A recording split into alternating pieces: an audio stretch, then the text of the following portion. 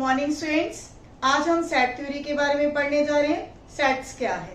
Set के बारे में पढ़ने से पहले हम अपनी डेली लाइफ से रिलेटेड कुछ एग्जांपल्स लेने जा रहे हैं, जैसे कि pack of 52 cards, crowd of people and cricketing. ये तीनों एग्जाम्पल किससे रिलेटेड है? अगर इन तीनों एग्जाम्पल्स को हम ध्यान से देखेंगे तो हमें पता चलता है कि किसी खास मकसद से ऑब्जेक्ट्स को जब कलेक्ट किया जाता है तो उस कलेक्शन को हम सेट कहते हैं। तो मैथमेटिक्स में भी ऐसी बहुत सारी आपको एग्जांपल्स मिल सकती हैं। Collection of natural numbers, collection of integers. तो ये कलेक्शन ऑफ इंटीजर्स या कलेक्शन ऑफ नेचुरल नंबर्स को भी हम सेट कहते हैं। एक्चुअली जो सेट है वो क्या है? Set is a well defined collection of objects. Means जो भी ऑब्जेक्ट्स लिए जाते हैं इसके अंदर वो वेल डिफाइंड होने चाहिए, लेकिन कौन से ऑब्जेक्ट्स की कलेक्शन सेट नहीं है। जैसे कि अगर हम ये कह देते हैं कलेक्शन ऑफ टैलेंटेड पीपल, हो सकता है कि एक पर्सन मेरी नजर में टैलेंटेड हो लेकिन आपकी नजर में वो पर्सन टैलेंटेड ना हो। तो ऐसे ऑब्जेक्ट्स जिनकी कलेक्शन जो है वेल डिफाइंड ना हो, जिनका मापने का कोई दर ना हो, तो ऐसे कलेक्शन को हम सेट के अंदर नहीं ले सकते। तो सेट के लिए जरूरी है कि जो ऑब्जेक्ट्स लिए जाएं वो वेल डिफाइंड होने चाहिए। तो इसके बाद हम डिस्कस करेंगे forms of a set. Forms of a set में सबसे पहली हमारी जो फॉर्म है that is roster form. Form हमें ये बताते हैं कि कोई सेट कैसे हमने लिखना है।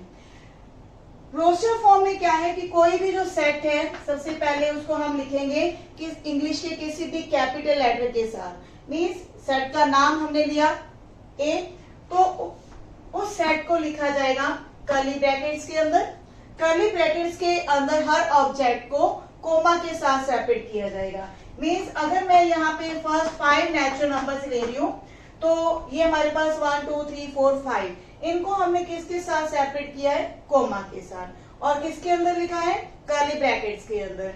तो ये हमारे पास सेट ए है जिसके अंदर एलिमेंट्स क्या है? 1 2 5। तो ये जो ऑब्जेक्ट्स हैं इनको हम बोलते हैं एलिमेंट्स।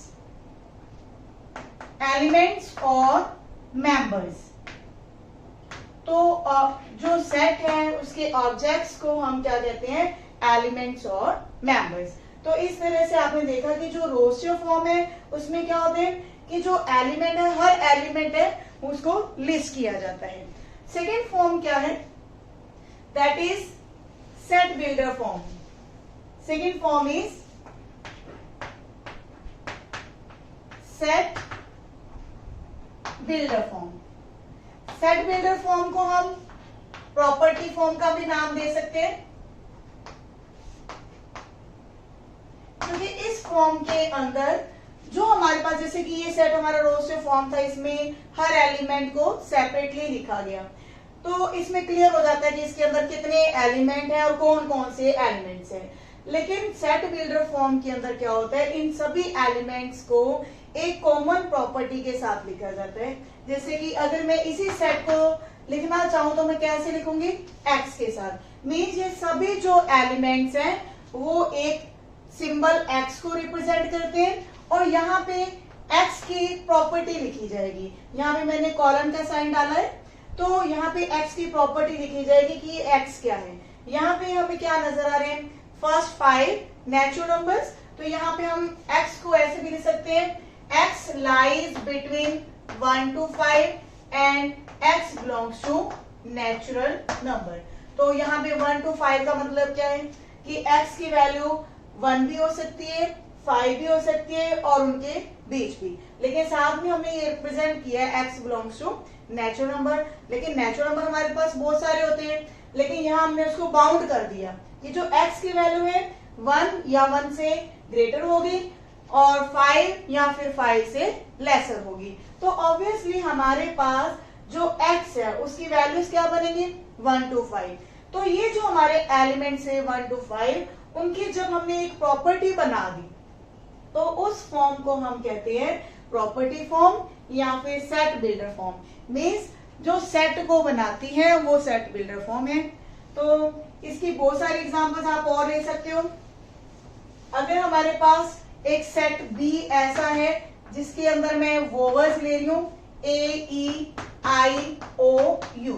तो ये क्लियर है कि ये जो सेट है इसके अंदर हमने क्या लिखा है, these are the vowels of English alphabet. तो इसकी जो सेट बिल्डर फॉर्म होगी उसके अंदर हम क्या करेंगे, इन सभी वोवेल्स को सिंबल x का नाम दिया, these all are equal to x। लेकिन यहाँ पे हमें लिखना पड़ेगा कि ये x क्या है, x की प्रॉपर्टी क्या है, x is a vowel of English alphabet.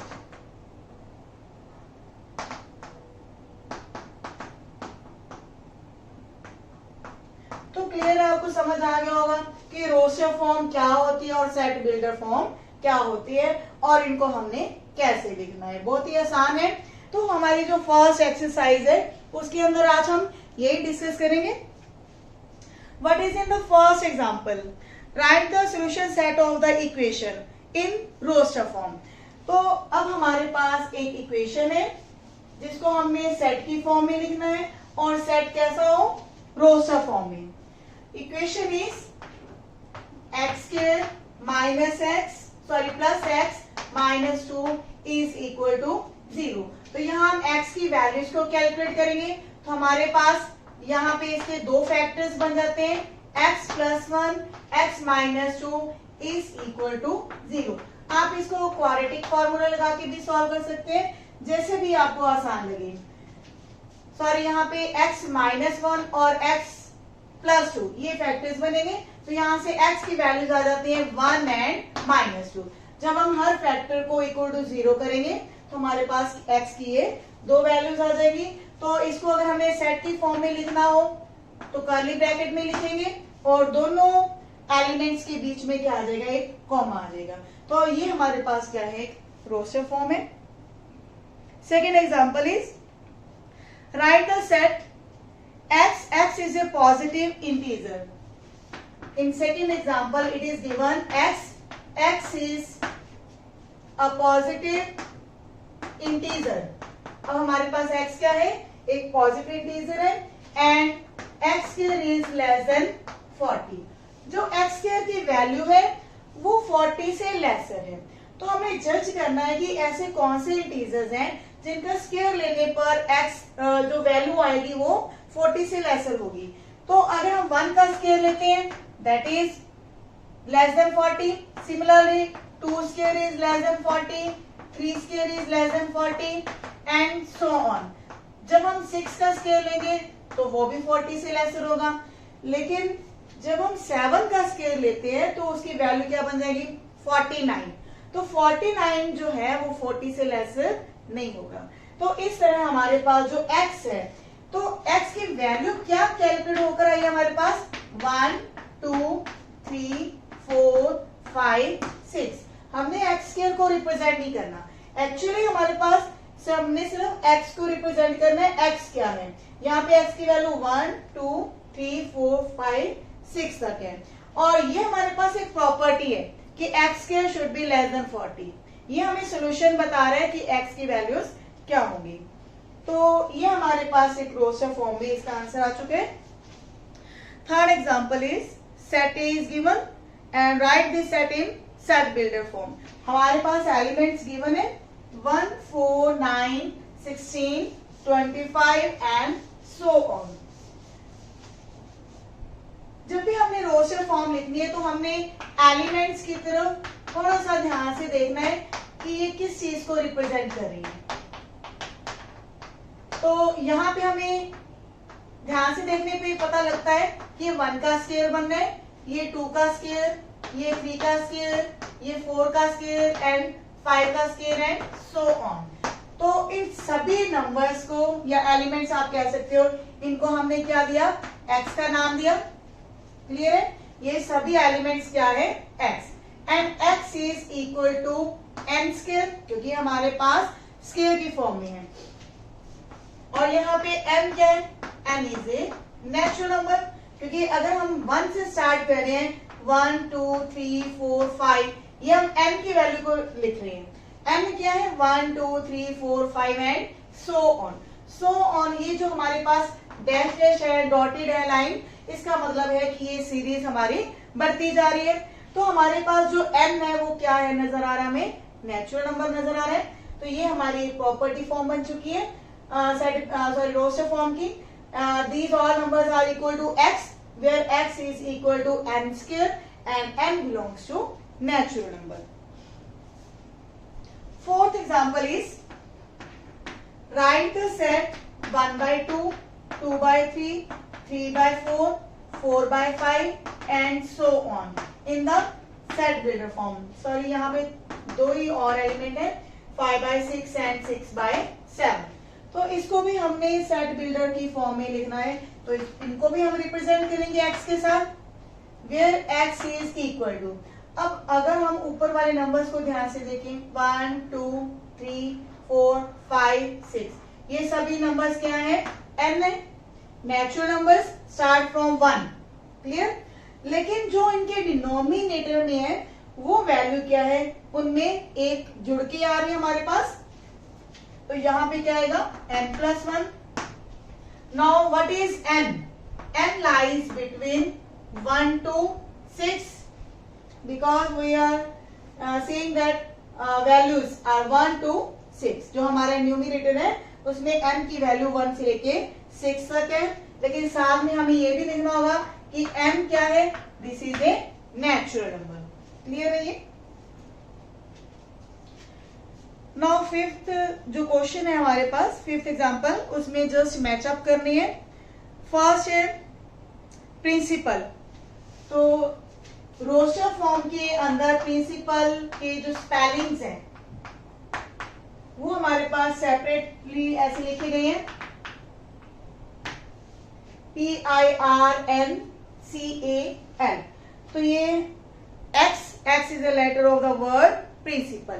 तो यहाँ पे आप देखेंगे कि यहाँ पे जो हमारा प्रिंसिपल के जो लेटर्स है उनमें आप देखेंगे कि I जो है सिंगल टाइम लिखा गया, P को सिंगल टाइम लिखा गया। तो ऐसा क्यों है? देखिए सेट के अंदर जो भी एलिमेंट्स है उनको रिपीट नहीं किया जाता, उनको वन टाइम ही आपने लिखना है। इसका कोई मतलब नहीं है कि अगर आप P को 2 बार लिख लेते हैं तो वो सेट चेंज हो जाएगा। सेट हमारा सेम ही रहता है।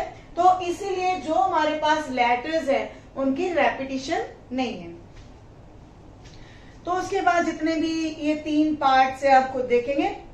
Now what is exercise questions.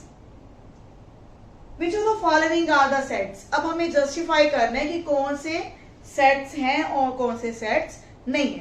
First part is collection of all the months of a year beginning with letter J. तो ये क्लियर है, हमें जे से स्टार्ट होने वाले मंथ्स के बारे में पता है। जुलाई है, जून है। तो जो ये 2 मंथ हमारे पास जे से स्टार्ट होने वाले मंथ हमें पता है, तो ये एक सेट को रिप्रेजेंट करते हैं because these are well defined. Collection of 10 most talented writers of India. तो ये हमारे पास सेट नहीं है क्योंकि टैलेंट का कोई भी मापदंड नहीं है कि कौन सा टैलेंटेड होगा राइटर और कौन सा राइटर टैलेंटेड नहीं है। इसका कोई भी मापदंड नहीं है, तो इसीलिए ये एक सेट नहीं है। Team of 11 best cricket batsman of the world. तो ये भी हमारे पास सेट नहीं है क्योंकि जो बेस्ट क्रिकेट मैन है उसके भी कोई भी मापदंड नहीं है कि कौन सा बेस्ट होगा और कौन सा बेस्ट नहीं होगा। तो सेट के अंदर हमने यही चेक करना होता है कि कौन से जो ऑब्जेक्ट्स हैं वो वेल डिफाइंड हैं। तो इसके बाकी पार्ट्स भी आप देखेंगे। Second question, set is given 1 to 6, insert the appropriate symbol epsilon. तो यहां पे एक सिंबल दिया गया है एप्सिलॉन। इसका मतलब क्या है? एप्सिलॉन का मतलब है बिलोंग्स टू। जैसे कि हम एक फैमिली की बात करते हैं, फैमिली में मेंबर्स क्या करते हैं? Members belongs to family. तो उसी तरह ये जितने भी एलिमेंट्स लिखे जाते हैं वो सेट को बिलोंग करते हैं। तो इसीलिए यहाँ पे जो सिंबल दिया गया है एप्सिलॉन वो बिलोंग्स टू को रिप्रेजेंट करता है। तो ये हमने बताना है कि जो सेट है उसके अंदर वो एलिमेंट उसको बिलोंग करेगा या नहीं करेगा। हमारे पास सेट ए क्या दिया हुआ है? 1 से लेके 6 तक नेचुरल नंबर्स का सेट दिया हुआ है। फर्स्ट पार्ट है 5-8। तो यहाँ हमने ये एप्सिलॉन का साइन या फिर epsilon not means belongs to और नॉट बिलोंग्स टू ये बताना है। अब इसमें 5 इसको बिलोंग कर रहे हैं, जब बिलोंग कर रहे हैं तो यहाँ पे हम लगाएंगे 5 belongs to A, 8 dash A.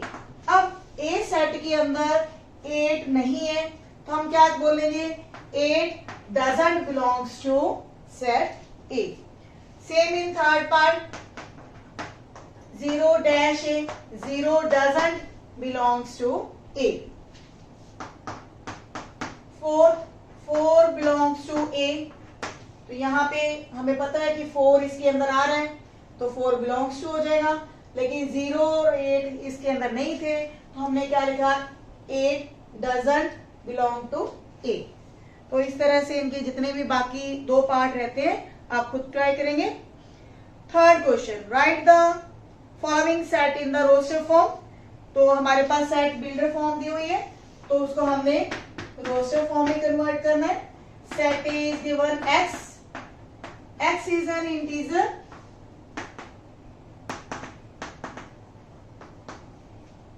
and x lies between -3 to 7। यहाँ हमें ध्यान रखना है कि जो हमारे पास इनइक्वालिटी साइंस हैं यहाँ पे इक्वल का साइन नहीं है, मींस x की वैल्यू -3 से बड़ी होगी और 7 से छोटी होगी।